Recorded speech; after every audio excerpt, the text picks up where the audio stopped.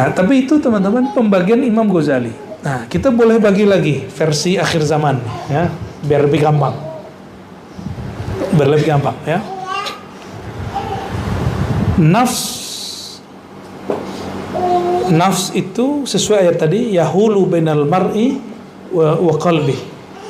Bahwa mar'un, seseorang akan dijarak dengan kolbunya. Inilah satu-satunya media penghubung antara ruh dengan Allah. Maka ar-ruh yang dalam diri kita, dia ketika dia sadar, kesadaran dia kepada siapa? Ahmad. Kolbu ketika dia sadar, sadarnya kepada Muhammad.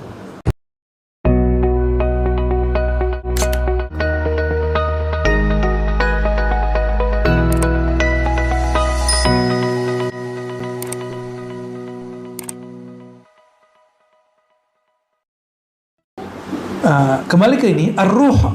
Ar-ruh itu ada yang bermakna ar-ruh at-tabi'i. Jadi ada dua maknanya. Ruh tabi'i, ruh fisik, ruh tabiat. Apa itu ruh tabiat? Dukhanun manba'uhu damun aswad fi tajwifi hadzal lahmus sanubari. Dukhan ini secara harfiah berarti asap, tapi saya menerjemahkannya energi.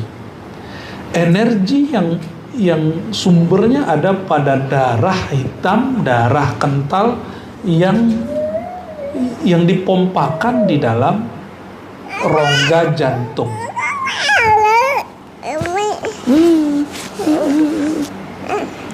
Ya. Ya.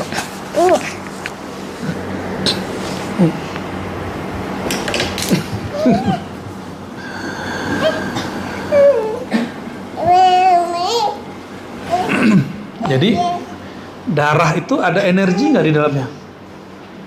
Kenapa kemudian ada namanya kita kalau donasi darah itu apa? Donor darah. Karena darah itu ada dukhonun manba'uhu damun aswad. Dia ada energi luar biasa di darah itu. Nah teman-teman yang sudah habis bekam, Bu ya, habis bekam Bu ya? Yang habis bekam siapa? 1, 2, 3. Nah, itu yang habis bekam bagian punggung. Kan kita kan kalau punggung kaku-kaku bangun tidur, itu bekam aja. Karena itu energinya membuat punggung kita kaku.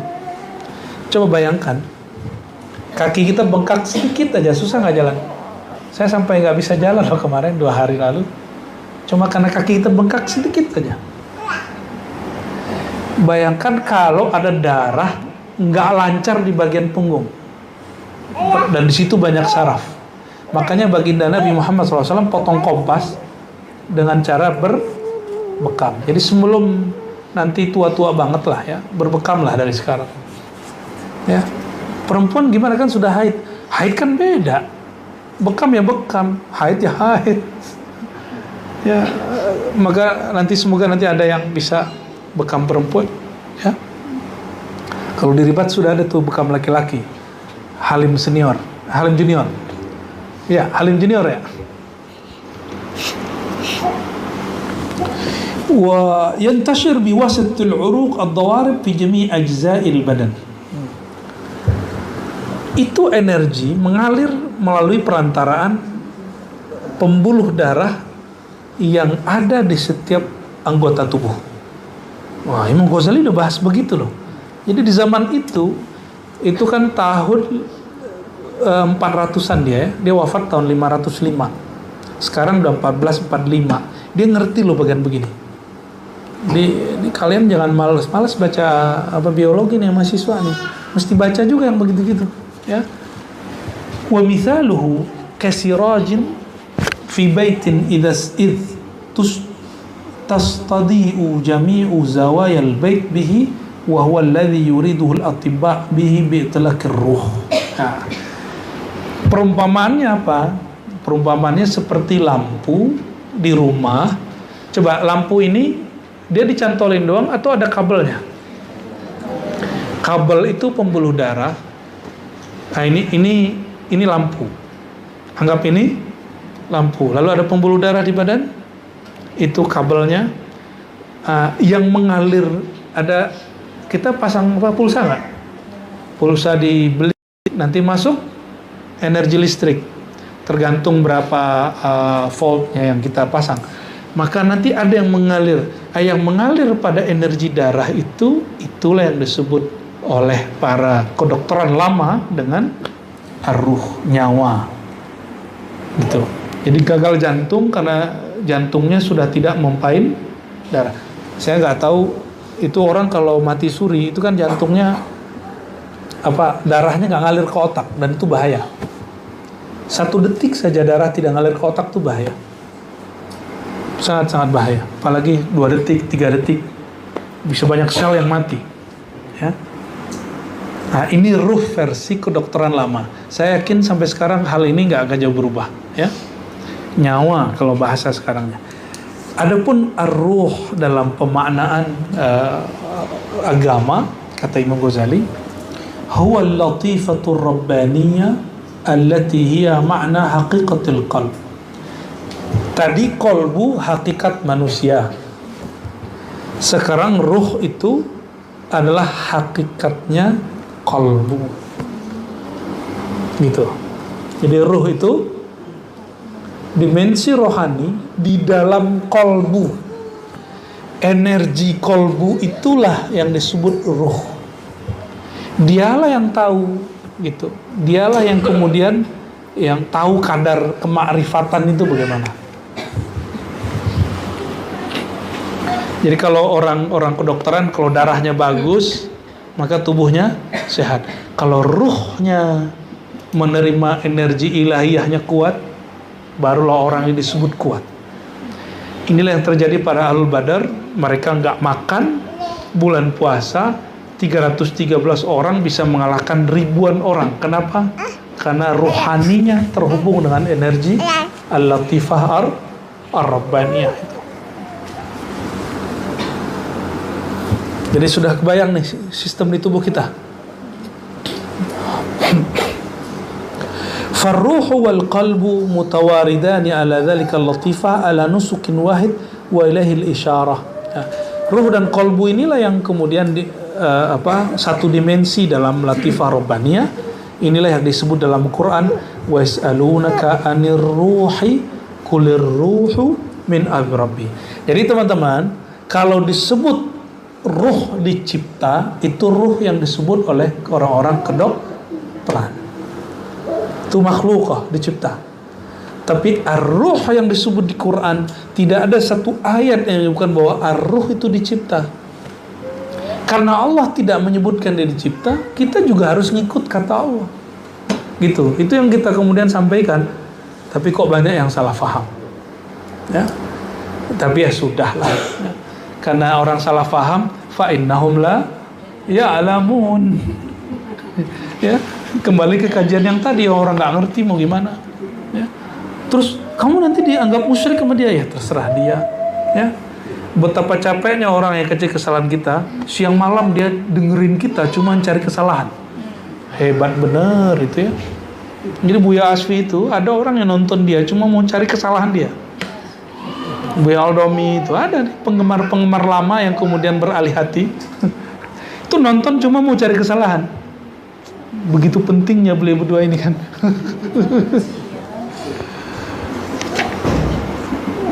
Ada gitu ya. Orang capek-capek, dan betul mencari kesalahan orang itu sangat capek, melelahkan sekali ya. Yang ketiga an-nafs. An-nafs, apa itu an-nafs? Nafsun, kita sering menyebut kata nafsu. Nafsu itu tidaklah nafsu dalam bahasa Indonesia. Nafsu dalam bahasa Indonesia identik dengan keinginan rendahan. Tapi nafs dalam bahasa Al-Quran ada beberapa makna. Nafs kadang diartikan zatullah, ya, seperti dialog Sayyidina Isa dengan Allah, ya. A'lamu ma fi nafsi wa la a'lamu ma fi nafsik, gitu. Yuhadzirkumullahu nafsah. Allah mewaspadai zatnya, dirinya. Itu nafs berarti zat, ya. Tapi nafs juga berarti di Quran itu jiwa. Nah, nafs juga berarti makna yang lain, yaitu nafsu. Nah, kata nafsu yang negatif inilah yang masuk ke bahasa Indonesia, dan bagi Imam Ghazali itu makna pertama. Kata beliau, an-nafs walaha ma'nayan, minimal ada dua makna. Yang pertama, al-ma'na al-jami' li quwwatil ghadab wasyahwah wa sifatil madmumah. Kata nafsu sering identik dengan kemarahan, syahwat rendahan, dan juga sifat-sifat yang tercela. Orang ini bernafsu, kita sering ngomong gitu ya. Nafsu politiknya tinggi gitu.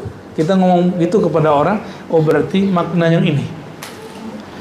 Inilah yang disebut dalam hadis Imam Al-Baihaqi, inna a'da'aika ma baina janbaik. Semaknanya ada di Tirmizi. Musuh terbesarmu adalah ma baina janbaik. Dan ini antara dua sisimu, yaitu nafsu, dirimu sendiri. Ya. Wahiyal mujahada wal ma'mur bikasriha. Inilah yang diperintahkan untuk berusaha keras melawannya. Ya. Melawan emosi berat gak? Oh berat, sangat berat. Melawan syahwat berat gak? Lebih berat lagi. Ya. Melawan sifat karakter buruk berat gak? Sangat berat. Ya. Oleh karena itu perlu riyadhah diulang, perlu mujahadah, usaha yang keras. Jadi apa beda riyadhah dan mujahadah? Riyadhah itu usaha berulang-ulang, mujahadah itu keseriusan maksimal. Itu mujahadah, ya. Makna yang kedua, an-nafs adalah al-latifah ar-rabbaniyah allati hiya ihda ma'ani min ma'naya ya ruh wal qalb, ya, ma'ani ar-ruh wal qalb wan nafs. Jadi kadang-kadang nafs itu identik dengan ruh dan qalb. Kadang-kadang dia, maka ada istilah namanya an-nafs ar-rabbani. Adalah istilah begitu. An-nafs al-mutmainnah, itu qalbu yang sudah tenang. An-nafs ar-radiyah, al-mardiyah, itu babnya di bab qalbu, ya. Berarti kalau begitu kita harus pintar membaca teks, ya. Ini nafs yang mana? Apakah nafs yang pertama yang identik dengan syahwat syahwat yang buruk, sifat yang buruk, ataupun kemurkaan, emosi, atau nafs yang kedua, ya. Wahiyya haqiqatul insan allati tumayyiz biha ala sairil hayawan. Nah, inilah yang membedakan dia dan manusia.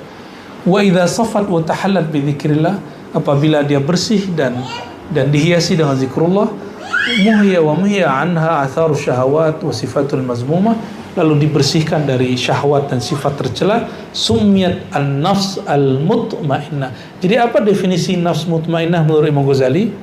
Satu saja, qalbunya bening karena berzikir kepada Allah. Yang kedua, qalbunya dibersihkan dari syahwat dan sifat-sifat tidak terpuji, barulah jiwanya tenang. Seperti anak bayi, kalau anak bayi ini pakai popoknya sudah penuh, dia gelisah nggak? Tapi karena dia nggak bisa ngomong, dia nangis, dia gelisah, dia nangis. Cuma kita nggak paham. Pas kita pegang, udah penuh. Coba ganti, pasti dia berubah. Dan lagi di zaman, dia nggak nangis lagi. Sama, bayangkan roh kita bersemayam di tubuh yang di situ syahwatnya sedang menggelora, sifat-sifat buruknya sedang menggila. Maka roh kita gelisah.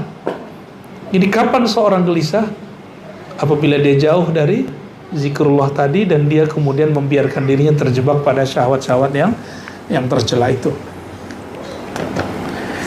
Nah, tapi itu teman-teman pembagian Imam Ghazali. Nah, kita boleh bagi lagi versi akhir zaman, ya, biar lebih gampang. Ya.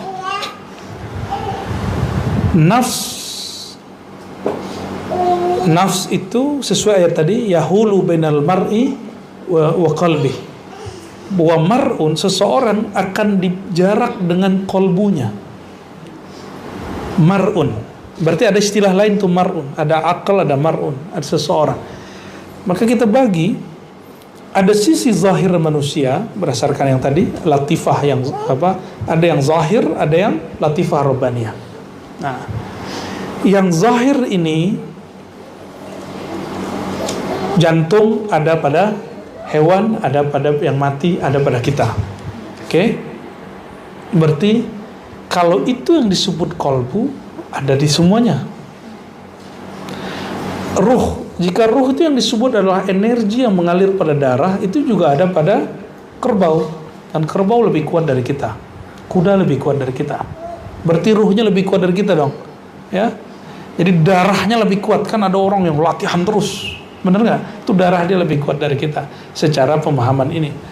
Tapi bukan itu yang kita maksud. Bukan itu yang kita maksud. Yang kita maksud adalah an-nafs. An-nafs itu berkaitan dengan jasad, dengan alam zahir. Al-qalbu war-ruh berkaitan dengan alam batin. Ya. Ilmu psikologi berhenti pada nafs, jiwa. Jiwa yang berkiblat menghadap kepada alam zahir.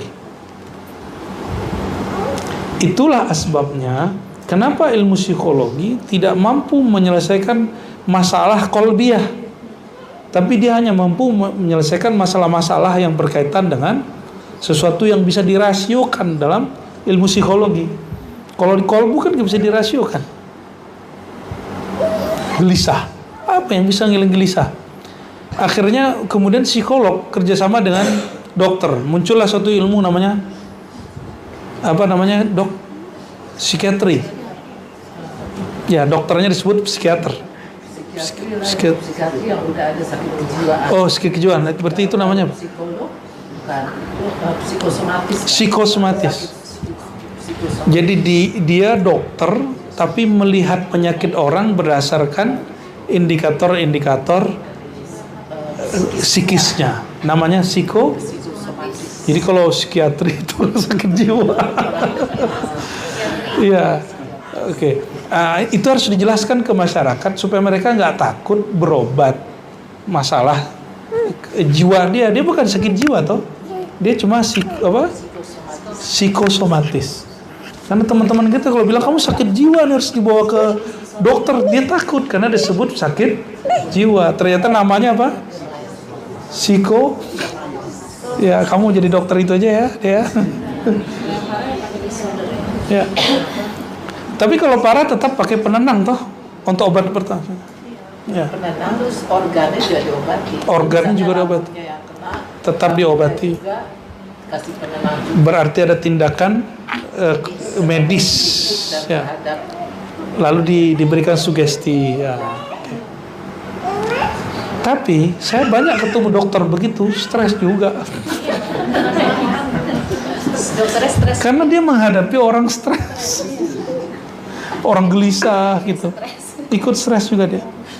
Dan alhamdulillah salah satu sahabat kita dulu yang ikut suluk itu dokter senior untuk bagian itu. Saya nggak tahu dia psikiater atau dia ahli psiko tadi. Psikomatis. Itu psikiater. Psikiater ya. Psikolog tidak melewati kedokteran, dia Enggak. langsung jadi psikolog. Dia langsung pakai sugesti. Enggak, kalau psikolog itu dari SMA 5 Masuk. tahun jadi psikolog. Tapi kalau dokter psikiater dari SMA 6 tahun jadi dokter umum, baru ngambil spesialis psikiater. Panjang kerjaannya. 3 tahun. Jadi Makanya 9 tahun lah. 9 tahun ya. Minimal kalau mau jadi mursyid hebat, enti harus belajar 9 tahun. Latihannya 9 tahun. Itu insya Allah bisa langsung. Orang gelisah langsung tenang. Tapi kalau Allah mau, lahzah wahidah. Jadi bedanya ilmu rohani begitu. Tapi tetap saja orang kalau dapat rasa sesaat, tapi untuk mengajarkan belum tentu dia bisa. Untuk mengajar itu anugerah lain lagi yang mesti diusahakan, mesti dibiasakan. Baik teman-teman, ini baru awal daripada muqaddimah kajian diri ya. Kesimpulannya tadi kita sudah sebutkan bahwa ada nafs, ini berkaitan dengan ya, kita sebut dengan nafs ya. Lalu bagian kedua kita sebut dengan ruhiyah. Ruhiyah ini dimulai dari kolbu. Kolbu di dalamnya ada fuad. Dalam fuad ada namanya lub. Dalam lub ada namanya sir. Dalam sir disitulah nanti bersemayam apa yang disebut ar-ruh. Ya. Ar-ruh ini tidak menempati tubuh, tapi dia juga bukan di luar tubuh. Tapi ar-ruh ini bukan Tuhan. Ruh itu ya ruh. Ya. Namun dia bersumber dari hadirat Allah Subhanahu wa ta'ala, langsung tanpa perantara. Ya. Makanya induk dari ruh itu disebut dengan Ummul Arwah, bahasanya disebut dengan Ahmad. Jadi Ahmad itu nama daripada induknya ruh. Nah, kita salah satu haikal arwah, haikal ruh, Ahadatur Ruh, Ahmad Ummur Ruh. Jadi Ahmad itu adalah sebutan untuk induknya ruh. Jadi ketika di Quran disebut nafakhtu fihi min ruhi, aku tiupkan dari rohku, bukan dari zatku, tapi dari Ahmad. Inilah satu-satunya media penghubung antara ruh dengan Allah. Maka ar-ruh yang dalam diri kita, dia ketika dia sadar, kesadaran dia kepada siapa? Ahmad. Qalbu ketika dia sadar, sadarnya kepada Muhammad sallallahu alaihi wasallam. Karena qalbu ini mentadbir tubuh. Ya, tubuh ini adalah buah daripada nur Sayyidina Muhammad sallallahu alaihi wasallam. Maka teman-teman, sahabat-sahabat semua, ini kajian serius tapi alhamdulillah bisa santai, ya. Bisa dicerna, ya, karena sudah masuk langsung ke dalam kajian hati, kajian diri. Dan ini yang kita cari-cari di kitab Ihya Ulumuddin. Dan inilah kekhasan daripada Imam Al-Ghazali, dan boleh juga disebut inilah kerjaan ahli thariqah, ahli tasawuf, ngurusin kolbu itu, ngurusin nafs, ya. Tapi kalau yang mampu sampai ngurusin ruh, nah itulah yang disebut wali-wali kutub, ya. Jadi kalau kita bisa ngurus nafsu udah hebat, ngurusin kolbu udah hebat, bisa ngurusin ruh, baru itu ahli, ya, al-aqtab, ya, orang wali-wali yang menjadi poros alam semesta. Semoga Allah Ta'ala meridhai kita semua, meridhai guru-guru kita semua, baik guru-guru kita yang masyhur, guru-guru kita yang mastur, guru-guru kita yang sufiyah, guru-guru kita yang malamatiyah, guru-guru kita yang tidak tersebutkan namanya satu persatu, guru yang mengajarkan satu huruf dan dia istiqomah di jalan Allah Subhanahu wa taala, kita kirimkan untuk mereka Al-Fatihah. Bismillah.